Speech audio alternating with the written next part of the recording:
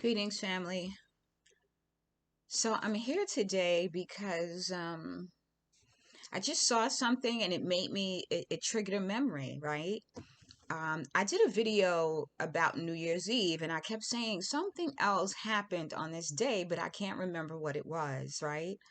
And it was because it was so much.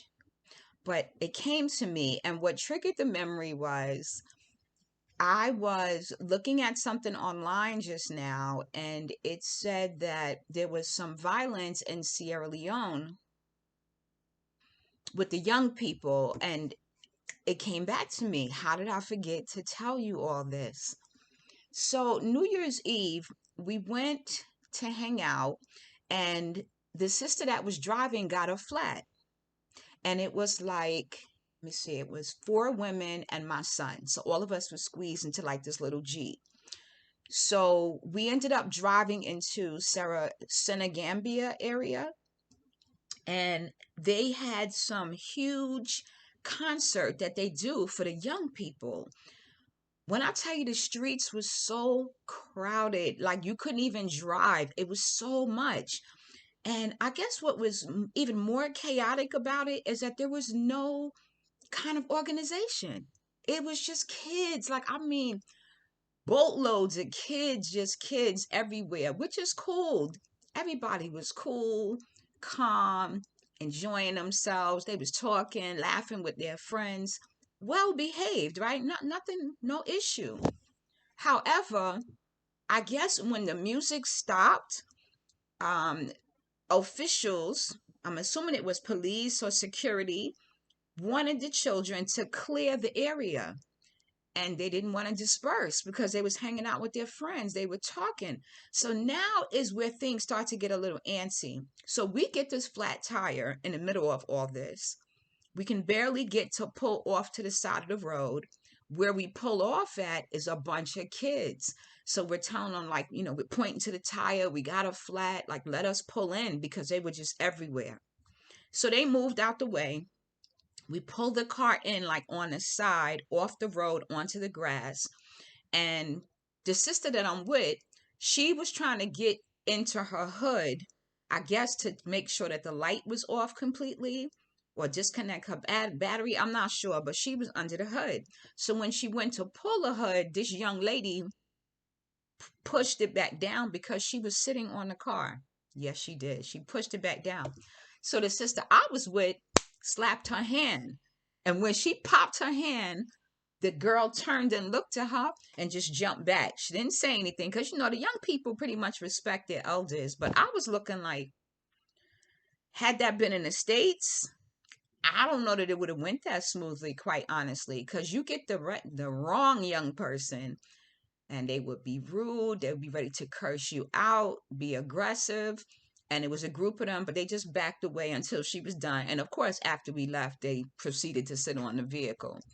But this was like her company car or something. So now we're near Mo2's, and we can see Mo2's across the mall. But to get across the mall, we got to go through all these kids that are just hanging around. And, again, for some reason, I'm not fearful. What I don't like is the fact that it's disorganized, just chaotic. So as we go to walk into the mall area, we can see that stores have their doors locked. Like, they're not letting people in. They're making people line up outside because I guess they know if all those kids come in at one time, it's going to get out of control. Okay.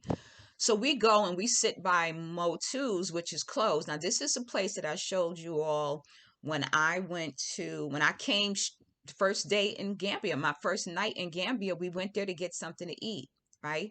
So we go by Mo2's, which is closed, and they have some benches outside, and we kind of just sit there until we can get someone to come and either tow the vehicle or give us a ride to go to our next location. So this particular building where Mo2's is, they have a security force out there, and they're making sure that those kids stay away from that area because there's businesses there. I guess they don't want them hanging out and sitting on the benches or going into the building. So they're out there making sure the kids stay away from that mall area. So we're standing there. We explained to them the car broke down and we're waiting for a pickup and we're just looking for some place quiet to wait. And they don't, they're fine with that. So as we're sitting there, all of a sudden, um, the sister, one of the sisters that we're with, says she heard something about the kids were snatching bags. Hold on to your bag really tight. I don't know if they were snatching bags or not. I think it was just the fear of there's so many children all at once that you don't, somebody could snatch your bag if you weren't paying attention. We weren't in the crowd, so there was no need for us to worry about that. That was my feeling. So we stood back away from the crowd. So the sister's there and she's like, kind of like interfering with the kids, like looking at what they're doing. And if they are going to take something, she's going to take it back. And I'm like, what are you doing? Like, back out of the way, stay out of their way. They're not interfering with you. They're not bothering anyone. Just step back. Like, there are times we have to know when to just step back, like stay in your lane. If the children aren't interfering with anyone, they're being peaceful. Why do something that would agitate them? Like, that's what I have on my mind. So myself and another young lady, we go and we sit down, and my son walks those, one of the lady who was agitating folks and another sister, he walks them to the restroom because they have to go to the bathroom, which is like around a corner, and there's a lot of young men there. So he walks with them to go to the bathroom, and I go with the sister to sit down. So as we're standing there, we look up, and out of nowhere, all of these kids are running toward us. I mean, you can't even see how many kids it is. That's what I'm like, oh no. So I get up and I go to stand like in a corner. There's like a corner off to the side where you can kind of stand and not be in the middle of everything. So I get up to go stand in the corner, and the sister follows me. And this one young girl makes it through the crowd and she runs to us to hide. And the sister's talking to her, like, are you okay? What's wrong? She's like, hide me, hide me. And I'm like, no, like, you need to go. If they told you not to be in this area, you need to not be in this area. That was my response. The sister pretty much, put her behind her, like to guard her. And I was just looking because I didn't really understand. Like, I'm like, if the security is telling the children to leave the early area and they're all running out of control, why would you hide her behind you instead of sending her on her way? That was my reaction. But I guess what kind of moved me is that if this sister immediately was ready to protect this young person against whatever was coming her way, and I didn't see it like that, and I was wondering what was the difference between us? Why would she do that?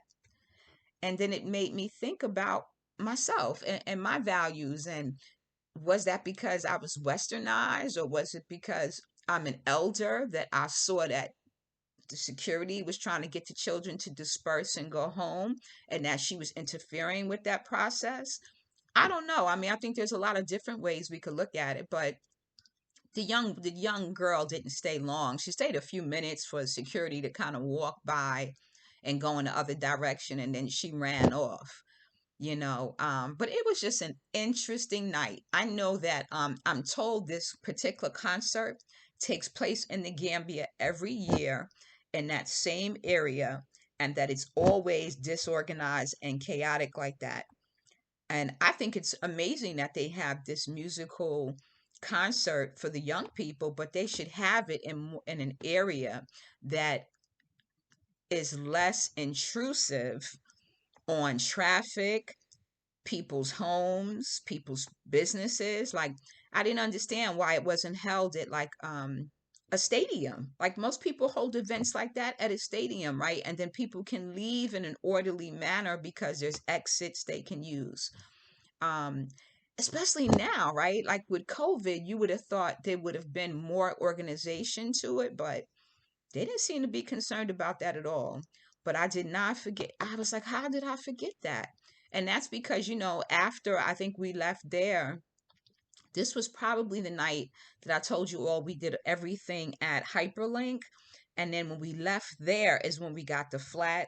We ran into this situation with all the young people coming from their concert as we were trying to get on our way home. That was the night I also kind of sprained my ankle a little bit. And so I don't know, maybe the pain had me kind of delirious that I didn't remember all of this happened. But yeah, when I saw all those young people running toward us, I was like, Lord, this is how people get stampeded. All of these people. So my reaction was go and stand and put your back up against a wall since there's nowhere to go and just get out the way, but other people don't think like that. I just saw a bunch of young people having a good time, but there needed to be organization. And it wouldn't have mattered to me whether it was young people or adults. When you have that many people in one place, you have to have better organization. You have to make sure people are safe and departing in a timely manner and not blocking traffic on the streets. There was just no organization whatsoever. And the very few authorities that they had out there, they weren't able to handle all of that. And then on top of it, we're getting a flat, we're slowing down traffic. Traffic was already kind of like bumper to bumper.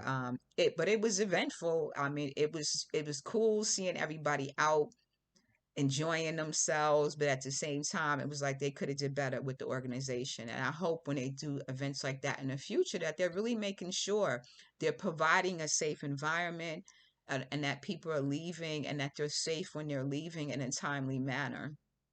So they got to do better. Maybe they need to set up and where they just block the streets off altogether to make sure the young people have a way to leave the area. But I had to stress. So that was the second part of what happened New Year's Eve in the Gambia. Thanks for listening. Stay blessed.